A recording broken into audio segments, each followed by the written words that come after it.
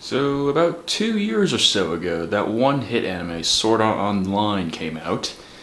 And from there, I decided to do something a little different. Usually, sword decorations and whatnot would be just simply painted on. This is the oh so never talked about fail sword. And a few swords later and a lightsaber, I come back to this piece of crap. What the hell is this? This was about 2 years ago, the original piece where I started experimenting with using just simple layers of paper to build up what would be some detail work on this. And this, oh god. What the heck was I thinking? This is not even... I don't even... But yeah, still to this day, this sword is pretty heavily requested. This ring especially. Well, you know what? I'm getting tired of looking at this thing. So I decided to rebuild the whole thing entirely. What you see here is the picture I got for the dimensions. Luckily, I stumbled across this picture. This gave me just about everything I needed to know about that guard. Now, the main thing I want to point out is that a lot of cosplay shops have made this sword with a cylindrical guard. That is incorrect. The official artwork has it as a conical guard. This shows me that nice detail work. It's all great looking and symmetrical. This here is genius. And this mess is somewhere in between. Okay, so it's actually been a couple of days since that last piece of footage you saw. This is a redrawing. Actually, this is the original up here. What I didn't like about this was how these little diamonds in here, they're not symmetrical. And in the renderings of it, it was not like this. That and the gem is not ovular in shape, so that I did not like. So instead of building this little wing thingamabob off of everything else, I decided to go the other way around and build that first and then build the rest of it around it. And that came out a lot better. This is just a little scale mock-up I did. Actually, it's to scale, but it's just a simple semicircle cut out and then curved. And what I'm going to be cutting that out of is 3 layers of 110 pound, which I have sitting underneath here. This is completely dry. Being so thin, I can just put it there pretty much indefinitely and I'd still be okay with it. For the most part, the drawings and everything are done. These will be uploaded with the final.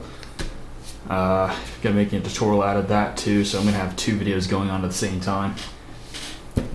One build vlog and one tutorial at the very end. That's how this goes. Okay, so I just got back from the store. Picked up a few art supplies. Show you guys what I got. It's actually just some black feathers. This is for a different project, for a Biomega sword. Put that somewhere else. Got a few of these gems. Hopefully they're the right diameter, because that's what I'm going to be making the 2 gemstones that are on the guard. 2 different colors of spray paint. And more X-Acto knife blades. Go through maybe like 2 of them a sword. Now, the paints I use, these are Krylon brand. These are pretty expensive actually, about $5-6 depending on where you get them. But yeah, these 2 colors are Italian olive and pistachio. Lighter one's going to go on the handle, not the handle, the handguard, and the darker green on the handle. Okay, so this is the template finally got cut out. So check the size on this thing. 35-inch blade, 7-inch handle, and hopefully about a 5-ish inch, no, wrong, 10-inch diameter guard around the ring. I get to cut that portion out. But yeah, this thing just got done drying for the last time, so now I just got to seal off the edges and get it supported up, cut out the ring, and I'll show you how that goes. So we all remember this lovely box from the last time I spray painted the deck purple. This is going to be the base piece for the ring. I'm going to spray paint it pistachio green. Actually, I have no idea how this color actually looks like, so I should probably test that out before I try this. Huh.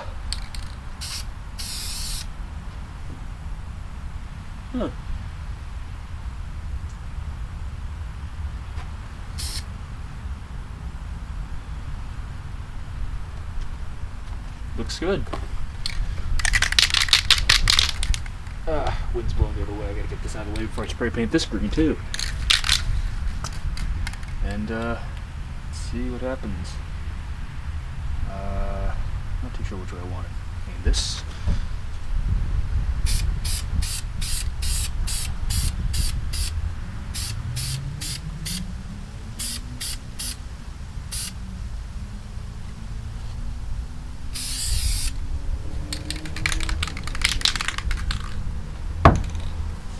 Okay, now keep it a little farther off, spray it a few more times, just so we don't get any places with uneven color.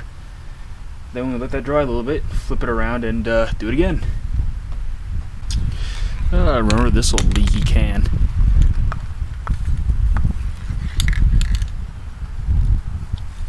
Hello. Oh, we're leaking all over the place again. Just like that. Ooh, got some hair there. Ah, you're kidding me.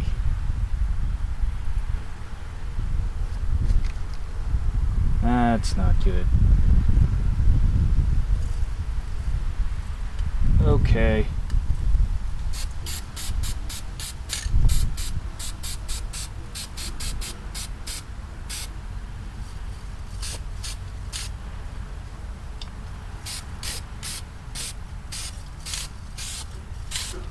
My biggest fear with this paint can is overdoing it. And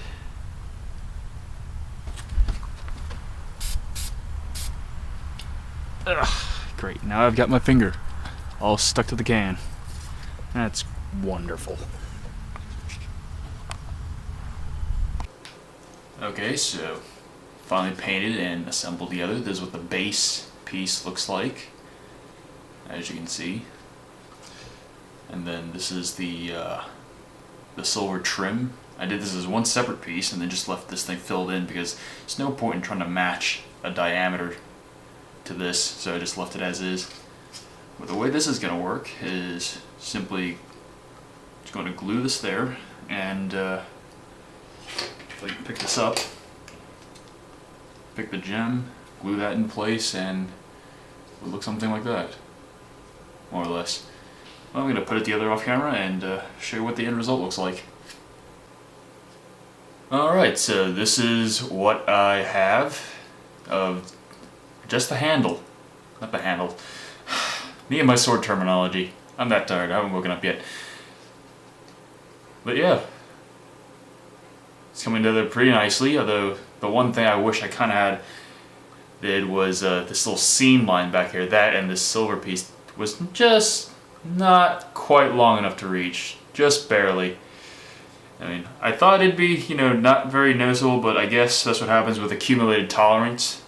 But I might just put one silver thing lining upwards to cover that seam, maybe. But then again, that's not how the official thing did it. But I might leave it, I might fill it. It really depends. Okay, so we're sort of getting somewhere with the paneling. And actually, let me show you how I actually panel this stuff. The way I do is I just line up the edge of one whole sheet, glue that down in place, clamp it like this, wait for the whole thing to dry first. So I can take the clamps off and then measure, cut along the edge like that. And that is how I get that really clean looking edge. On top of a really clean looking template, you just gotta, you gotta do it in one long stroke. Don't pick up your knife and use a straight edge. That really helps. But yeah, those two things really make or break the look of your blade. But yeah, the thinner the blade, the harder this procedure is, because there's not much space to clamp the panel onto the blade itself. That is why I created this little thing, if I can find it. Just 2 popsicle sticks glued together like this. I don't know if you see that. But yeah, just like that. And what I do is put the template in the groove here, and then these 2 things would actually just clamp onto it. That way you got a little channel like this, and that holds your the panel in place, and just take a binder clip and clip it. And then you wait for however long it takes for the glue to dry, maybe 15 minutes or so. Everything's painted, everything's cut out. I just got to assemble everything. I want to show you how everything looks like at this point. The handle, the little silver tip here. I'm gonna end up spraying this entire thing with a acrylic sealant after this, just so none of this stuff actually wears off when you're holding it. And it's all the pieces. As usual, the trimmings and everything are all on their own. And yeah, it's all coming together. So, finally got done with everything. So it looks.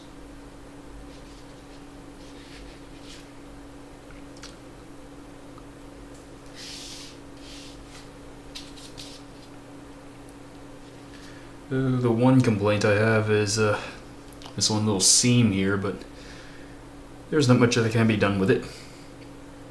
So I guess this side would be the nice side, right-handed anyway, so this would be facing away from you.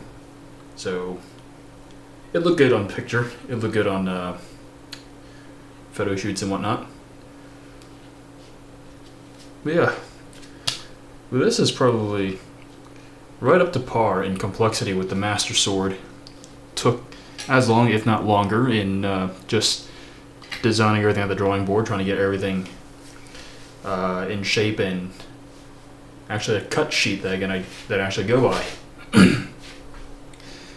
Well, yeah, other than that, I just got to acrylic seal the thing, and that would be that. So, if you guys want to see any of these future projects early, check the description below. I have a link to my Twitter page.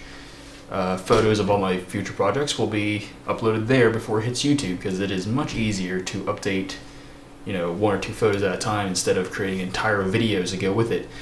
With that being said, how would you guys like to see future build logs? Do you want me to upload them as the footage becomes available, or do you want me to hold on to them until I get a finished product?